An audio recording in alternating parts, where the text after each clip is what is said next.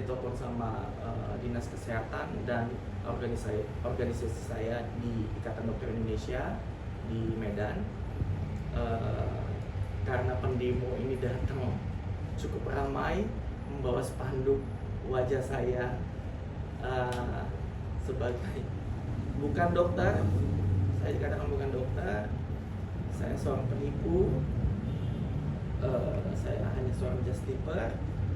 Kemudian sejawat saya di organisasi menanyakan bagaimana kronologisnya, saya langsung berikan silakan pendemo saja yang menjelaskan, karena saya nggak bisa lagi menjelaskan apa-apa. Ketika mereka memintanya untuk mencabut STR saya atau praktek saya, silakan langsung ke yang punya wewenang aja mencabut STR saya. Saya sampai sepasrah itu untuk ya sudahlah, saya nggak berkonten lagi karena serangannya tuh luar biasa, sangat banyak sekali. Itu buat saya down di awal-awal, sampai akhirnya saya kuat kembali karena pasien saya semuanya merindukan untuk saya berkonten untuk mengedukasi mereka kembali. Tapi ada kerugian material dan material. Kalau kerugian material dan material pasti cukup besar lah. Dokter Andreas, tapi kan itu barang dari luar negeri belum tentu lolos juga di BPOM di Indonesia kan. Artinya dokter sendiri pada saat itu menyadari nggak bahwa ada ketentuan juga peraturan di Indonesia melalui BPOM Indonesia itu kan barang dari sana kan. Ya, jadi balik lagi saya katakan, saya mengerti tentang aturan bea cukai dan BPOM. Ketika misalnya ini kita mengilustrasikan saja ya, misalnya ada seseorang main ke luar negeri, dia ingin membeli satu, contohnya lotion, titip beli lotion 1 pieces, dan itu diperbolehkan oleh BPOM untuk pemakai, bukan untuk diperjualbelikan. Kita membeli banyak, tidak ada yang punya, kemudian kita jual kembali. Begitu kita stok, kita jual, itu tidak boleh.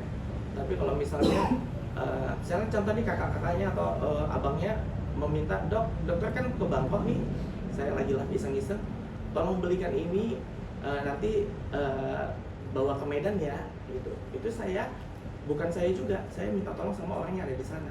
Kak, minta tolong dong, ini ada orang yang minta belikan ini, boleh nggak? Boleh, karena dia dalam ketentuan bea cukai atau BPOM, ketika kita membawa satu produk skincare, satu itemnya bisa maksimal 20 pieces, kalau nggak salah ya, 10 atau 20 pieces begitu. Jadi saya rasa giringan opini itu sungguh sangat luar biasa. Kemarin juga saya sangat berharap untuk dilaporkan sebenarnya oleh dokter detektif sendiri. Silakan laporkan saya ketika saya salah dalam aturannya. Tapi sampai saat ini laporannya tidak ada. Jadi intinya begini, jadi supaya tidak masuk dalam materi pokok perkara, pada intinya kalau kalian mau keluar negeri, saudara kalian minta oleh-oleh, salah nggak? Seperti itu kan? Kalau ada saudara kalian, tetangga kalian, atau selingkuhan kalian minta oleh-oleh, salah nggak? Nggak kan? Nah, seperti itu. Jadi klien kami hanya sebatas pasiennya minta oleh-oleh dan kemudian tidak lebih dari apa yang diatur oleh regulasi kita. Demikian ya tentang shipper ya. Yang lain? Tapi jika dokter sendiri menyadari atau meminta maaf atas perbuatannya kepada dokter sendiri Itu udah aku jawab kemarin bahwa Dr. Andreas ini manusia. Ya. Saya belum selesai, Pak. Ya, nggak bisa, nggak gini. Jadi jangan masuk materi pokok perkara. Aku jawab kemarin. Dr. Andreas manusia, si dokter akun nggak bisa tabayun.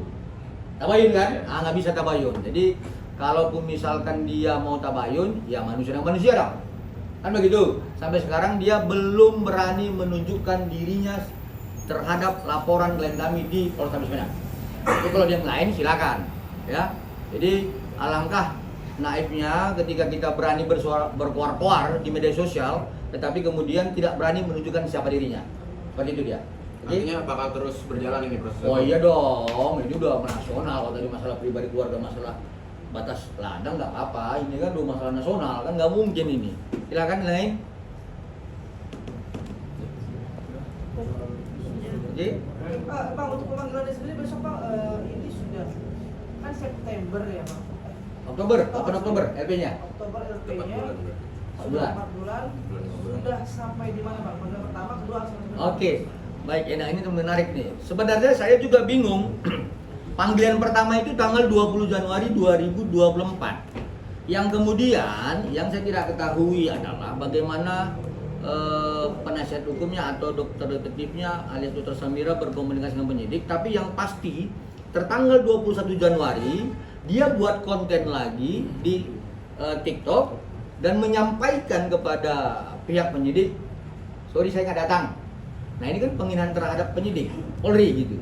Nah itu pertama. Yang kedua, saya melihat tanggal 20 Januari pemanggilan pertama, sekarang adalah tanggal 20 ya? 20, sudah 1 bulan. Ya sebenarnya tidak ada aturan-aturan terhadap panggilan pertama belum ada batas waktunya, tetapi ya kita lihat dia sudah melakukan perbuatan pidana yang lain, kemudian ya kita duga dia bisa menghilangkan barang bukti, seharusnya tidak begitu lama. Artinya sekarang prosesnya itu adalah dalam pemanggilan kedua, betul dia? Yang lain? Makanya Iya. dengan Sama.